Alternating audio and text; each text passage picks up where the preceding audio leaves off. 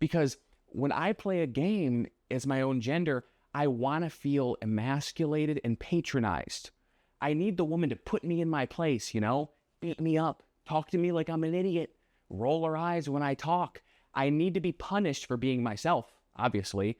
Like, do you know how traumatic it is to wake up every morning and crave steak and butter instead of a vegan nugget?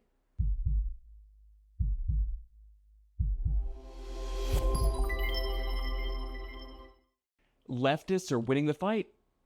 Well, and by winning, I mean that we're successful. And by successful, I mean we're successfully making every game flop, successfully making our audience mad, and hopefully dragging Japan down with us.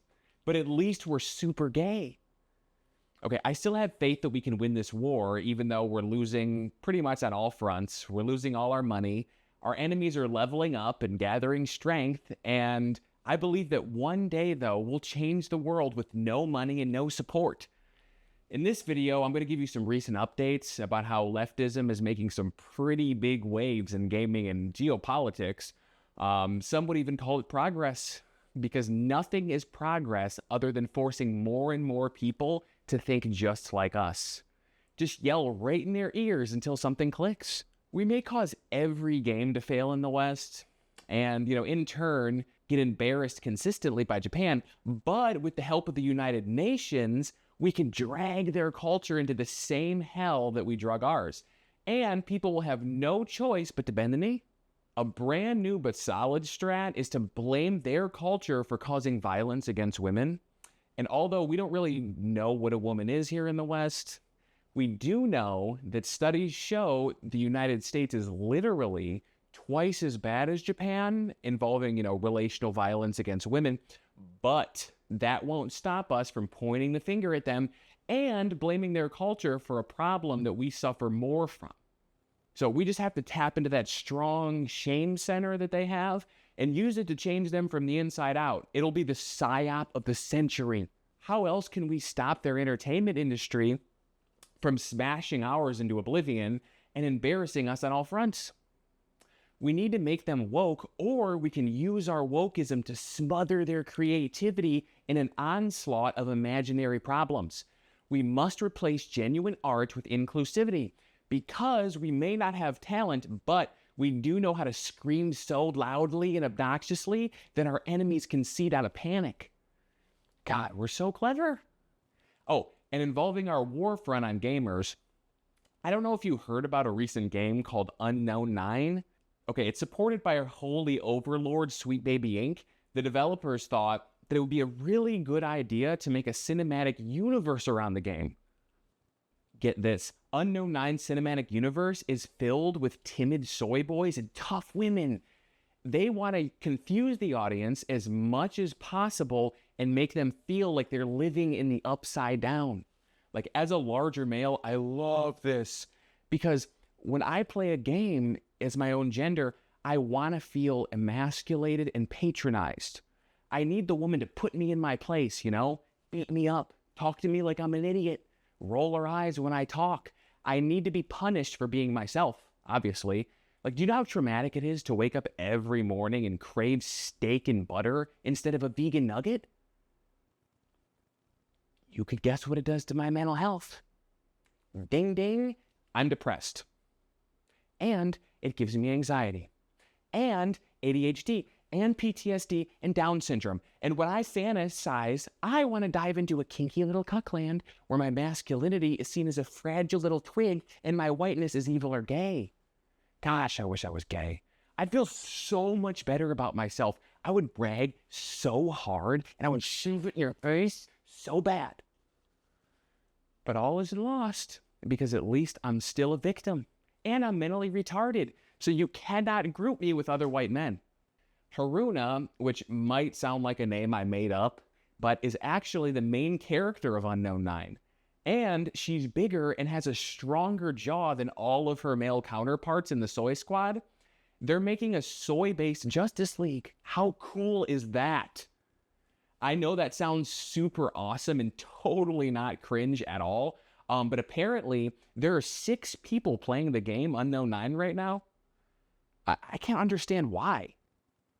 Well, anyways, as soon as I can track down some of the 6 people playing the game, maybe we can be friends and go to a con or something.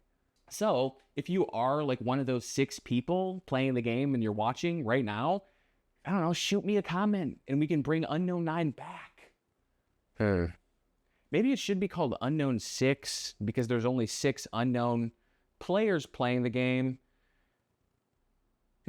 Whatever. Everyone else is annoying and wrong but us, clearly. So, but yeah, I'd love to dress up, stick my little ass into some feminine clothing and live the dream. Sadly, I'm too much of a big oaf to play a male character like Genesis or Torment, so maybe I'd make a good Haruna. And don't you dare say that I wouldn't make a good Haruna? I never said my gender, so I can literally be anything, and you're a bigot if you assume. So have fun navigating that minefield, loser. Talking about big men reminds me of how much Warhammer Space Marine 2 pissed me off. This game was so successful at 120,000 peak players. Really, guys? Games should not be successful if they aren't shoveling my personal morality down your throat.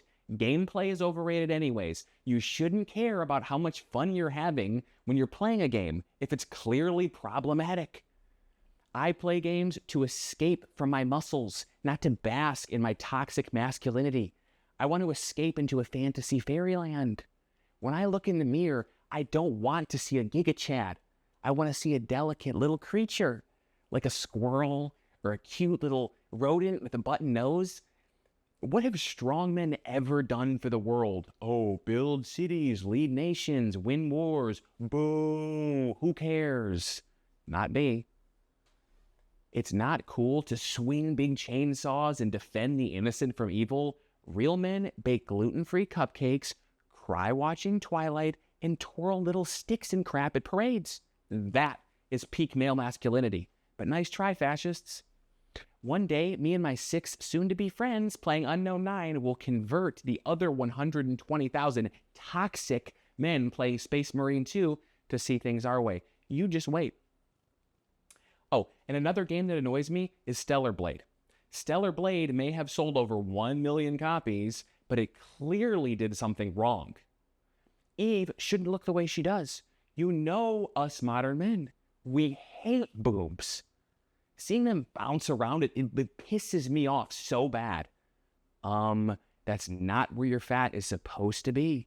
It's supposed to be on your chin, or your stomach, or hanging from your hairy girl boss armpits. It's supposed to give you a nice broad back. Well, so you can shoulder all of that bigotry. I'm obviously not trying to see boobs and nice butts. Ew. Puke. What kind of man wants to look at a nice butt or nice boobs? What kind of creep wants to look at a pretty feminine face? Ugh. As a modern man, I want to look at a frumpy lunch lady with an attitude. And a thick jawline, riding a Harley, swinging a chain, with a sick bald head and a Guy Fieri haircut. God, girl bosses in 2024 are so fat. I mean, so hot. Well, same thing. So hot and fat, mean, argumentative, rebellious, and loud. I love it. Eve from Stellar Blade, no one in the universe looks like that. Not one woman. Well, outside of the actress that played her. But I'm not fully convinced that she is not a ghost or a robot created by Elon Musk. The Antichrist, while he sits in hell, aka X. Concord did it right. It was a perfect example. Chunky queens, big, husky, heavy bowling ball-shaped baddies, quirky, broad-backed Whoopi Goldberg lookalikes. This is a modern woman. This is the future that we want. We can't have the younger audience thinking people are good-looking or we're all screwed.